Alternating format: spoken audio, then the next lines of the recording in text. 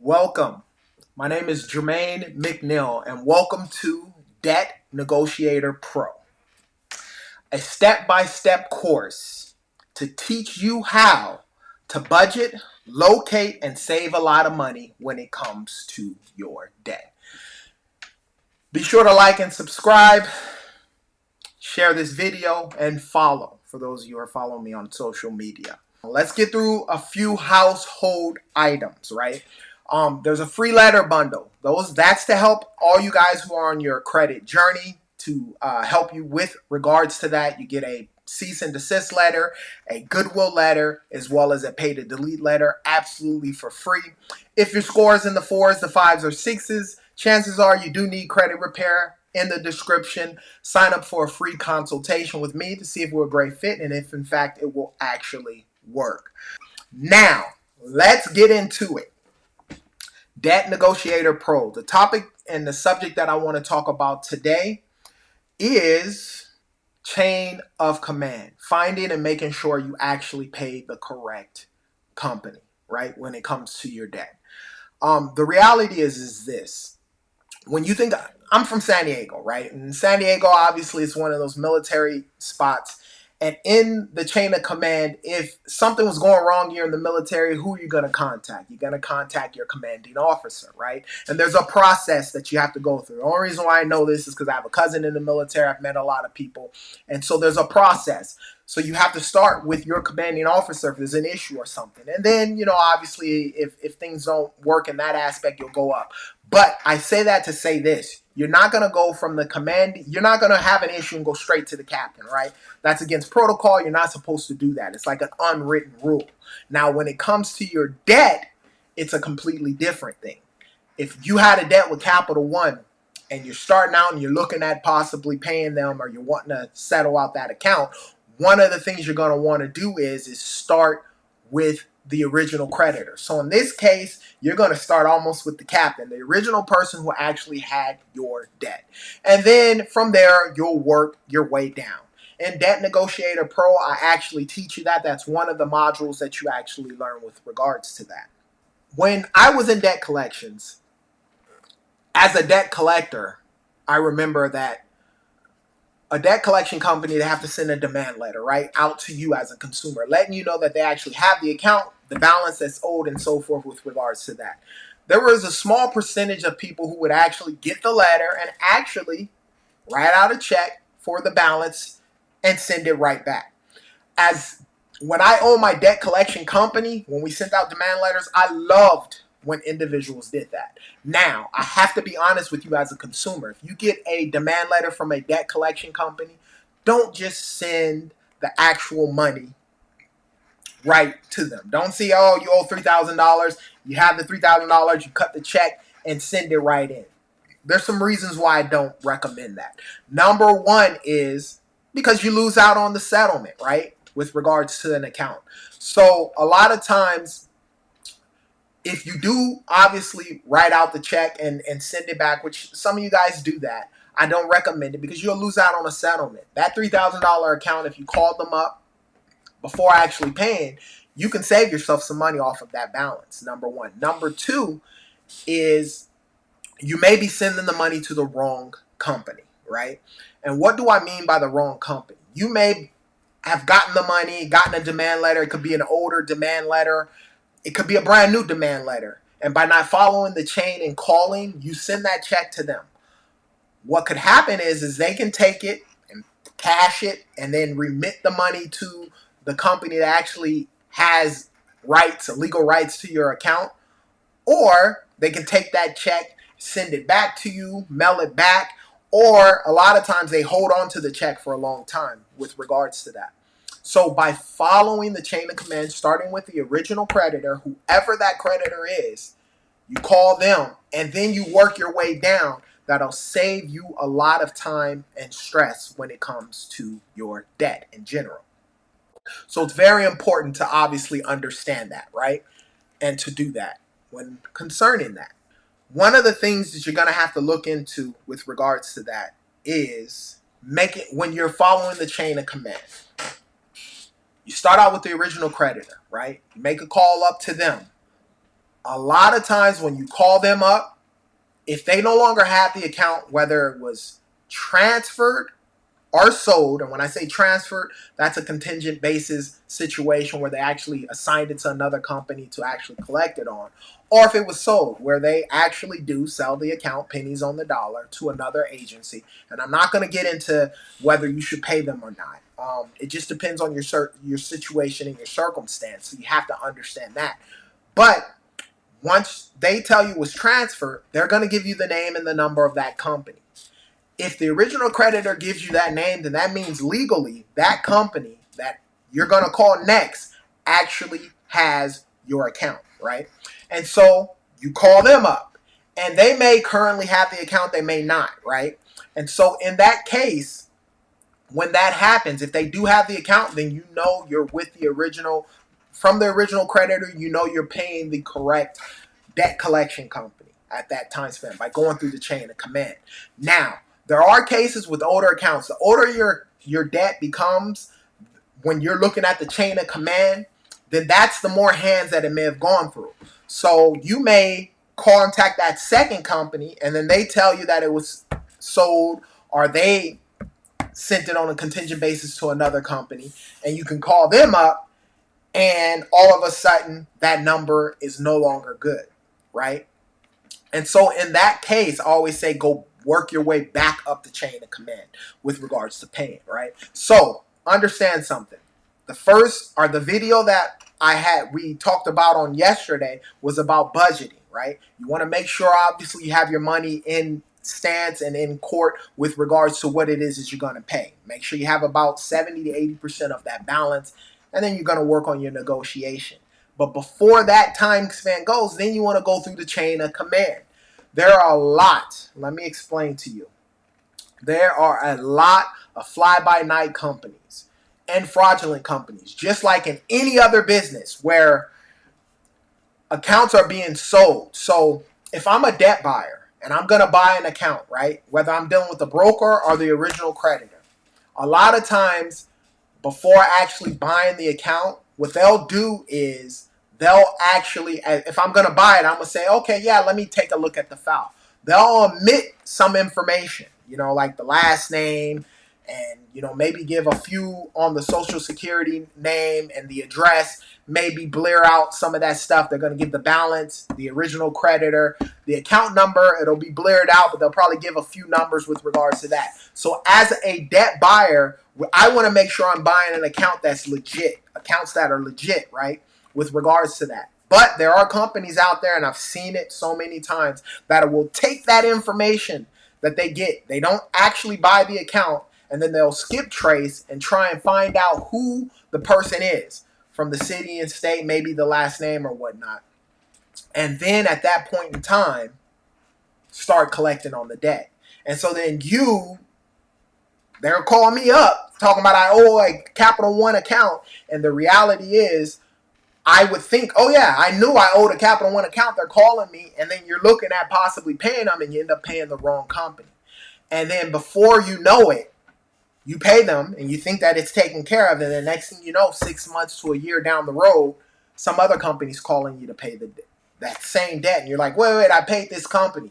You go look for the number to call them up, and then you find out that the company is no longer existent because they were a fly-by-night company. That's why it's very key that you go through the chain of command. Because if you go through Capital One's going to actually give you the company that they actually assigned the account to or sold the account to. In the chain of command, I'm using Capital One because that's just a known company. And with that being known, then you know that company you're calling next legally has your account. Anybody just calling you up and even sending you a demand letter. And a lot of times with these demand letters, what a demand letter is like a collection letter that you get in the mail, right? It'll show the company letterhead. It'll show you. It'll show the debt that's actually showing that you actually owe. A lot of times they'll blur out the original account number and maybe have a few numbers at the end, and then they'll have your address and they'll send it to you. You get that letter, and a lot of times, naturally, as a consumer, you're like, okay, I owe this debt. I want to pay it back. Obviously, if you've downloaded Debt Negotiator Pro, you know you're not going to go that route. But there are people who are going to go that route. And all of a sudden you'll send a blind check, or you'll call them up and they'll tell you, yeah, your Capital One account, and you trust them and you pay. I cannot tell you, over my course of years of being in debt collections, 15 years of doing that, whether it was companies I work for or companies that I actually own, getting someone on the phone and being like, they tell me, oh, I already paid that Capital One account. And I'm just like, okay, you paid it? I need proof. Show me proof. Number one, they don't have the proof. But I have it in my bank statement that it came out of from this company, and it may have been a year ago or whatever the circumstance is. And you know what ends up happening? For all I know, and as much as I wanted to believe when I was a debt collector and when I owned accounts, because I would call on accounts, as much as I wanted to believe the consumer that they actually paid, without the proper documentation and going through the chain of command, they end up having to pay it again. The 15 years of doing that, at least 30% of consumers have said that. Now, the reality is, as a debt collector, when you call me and you tell me that you paid, we're going to use Capital One because that's what I've been talking about. When you call me and tell me, yeah, I already paid that account, my Capital One account, I'm going to want proof. Well, what's the proof? An actual bank statement is not going to work. Even if it's the same amount that the debt was with regards to the account. For all I know, you had another account that you had to pay. And that's why it's very key. You go through the chain of command. 30% of people that has come across. And even more, to even go more, I remember coming across consumers who said, I paid that account 3 times already.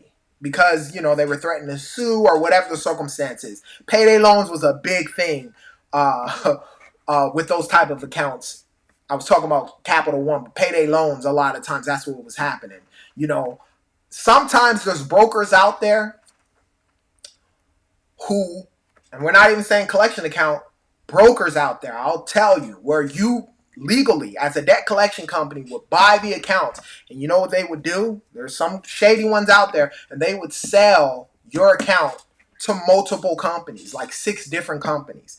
A matter of fact, early on when I owned my second debt collection company, a company that I worked for, and then eventually I bought them out, I had a lady who actually paid me on a debt, right? And I legally had a contract and so forth with regards to that debt, because debt is purchased and sold in bulk. So, you know, it's not like I'm buying one account. You're buying, you know, anywhere from 50 accounts all the way up to thousands, 10,000s, the millions of accounts, depending on the type of agency you have. And I collected the money from the lady. I gave her a paid in full letter. Everything was cool. And next thing you know, she called me back and told me some company called her about the same debt, right? And so I said, oh, okay, it's common in this business where that can sort of kind of happen. I gave her the paid in full letter. I said, give this to that company and they shouldn't call you. And she's like, okay. And then next thing you know, she called me back probably about 2 weeks after that and said, I've had 3 other agencies calling me about this same debt. And I'm like, are you sure it's the same account? She's like, yes, they gave the same original account and so forth. And I'm sitting here thinking, oh man, I knew that broker sold me bad accounts. And then come to find out through the industry, that broker had access to a bunch of accounts. He sold them to a bunch of debt collection companies. And so then that's the issue with regards to that. And so in that case, if you did pay, and to be honest with you, just to give you the story, I ended up getting sued on that account. And it dealt with not the fact that I collected the money, I did everything right. I just didn't know that in the state of California, you had to have a license. And I mean, not in the state of California. It was in this. She resided in Arizona, because at the time in the state of California, you didn't. Now, if you have a debt collection company, you do. But at that time, California didn't have to have a collector's license. But in Arizona, you had to actually have a license, and I didn't have one. And so even though I was the one who actually got the money from the lady, I was nice to her, gave her a settlement, I ended up being sued. But that's why it's so important. Just like any business, I know a lot of times you're thinking, well, it's my debt, I should be able to deal with a legit company and whatever the circumstances. Debt collectors and so forth as a whole will be desperate for money, for lack of better words. And they're trying to collect, right? Because they've paid whatever the percentage, a lot of times it's pennies on the dollar for the debt, but the portfolio may not be performing. So I may have bought some accounts, 200 accounts. I may have spent maybe $5,000 for it. The debt of those accounts may have been, $100,000 worth of debt. And then you start calling and, you come across a bunch of people who just aren't paying. And that's the situation with regards to that. And so a lot of them are desperate. A lot of them, some collection companies are legit collection of companies, but the broker was bad. Or the debt collection company is a fly-by-night company, and you may pay them, and the next thing you know, you go to get the proof that you paid, and you can't find them. And so then you end up having to pay twice. Those are the things that I look for with Debt Negotiator Pro, right? I understand that side, and so I'm going to teach you in those 5 videos how to avoid things like that. Your debt consolidation company and your debt settlement company, a lot of times they've never worked on the debt collection side. So in their mind, they're almost like you as a consumer when you hire them. Typically, they're going to charge you a monthly fee with regards to it, or they're going to charge you a percentage of the debt. That's something that I do. I charge you 20% of your debt. If you owe a $10,000 debt, you have me negotiate the debt for you. I'm going to charge you $2,000 to do that. I'm going to get you the best deal, and I'm going to do that. Or you can sign up for Debt Negotiator Pro and actually pay a fraction of that amount. Click the link. You can see the price and so forth with regards to that. And you get the step-by-step methods that I actually did with regards to settling people's debt accounts out. Same thing that those debt consolidation companies do and debt negotiation companies do. The only difference is I'm going to teach you a lot more than they could ever teach you, because a lot of them don't come from that background, and then you could do it on your own. Now, if you want to hire me, no biggie. Hit the link, sign up for a consultation, we can talk, and then I can do it for you if you don't have the time. But for those of you who want to learn this, save yourself a lot of money, and avoid a lot of those traps, sign up for Debt Negotiator Pro down below. 5 videos explaining to you the debt negotiating side. We call it Debt Negotiator Pro because if you follow those steps and you do the things that they're saying in that video, you will be a Debt Negotiator Pro. And I guarantee you, you will have friends and family, if you tell them the money that you saved and so forth, coming to you trying to get you to settle out their debt. And that can morph into a business if that's something that you want to do, a very lucrative business. But nevertheless, that is what it is. Now, if you have any questions about Debt Negotiator Pro or any questions about debt or credit, put it down in the comment section. Whether you're watching the replay of this or you're watching it live, put those questions down in the comment section. I promise I'll answer those questions. And like I always state, and I believe this and I know it, I don't care. Wherever you're at in your credit journey, all credit can be repaired. But remember, credit repair is just not another bill. It's a down payment on your future. I know that because it has changed my life. You guys be great.